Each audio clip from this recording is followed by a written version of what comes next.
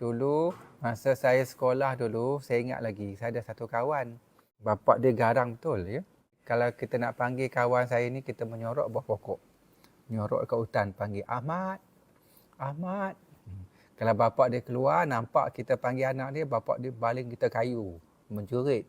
Pagi apa nak pergi ke mana? Takut kita orang kan. Lepas tu bila saya masuk universiti, saya pergi rumah dia beraya, saya ingat lagi.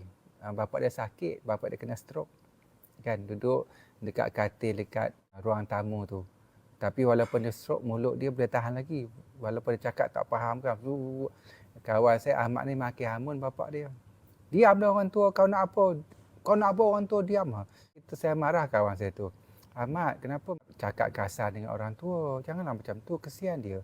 Bapak engkau dah lah sakit. Biarlah ni marah. Lepas tu balik, saya terfikir-fikir, kenapa dia buat bapak dia macam tu. Lepas tu saya tersedar satu benda. Oh, what you give, you get back. Sebab bapak dia sangat garang. Bapak dia suka maki hamun anak dia, pukul anak-anak dia, kasar dengan anak dia. Jadi bila bapak dia sakit, anak dia pula buat macam tu.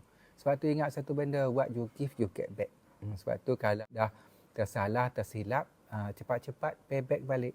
Teknik payback. Tanpa penyesalan ada dalam buku ni. Ya?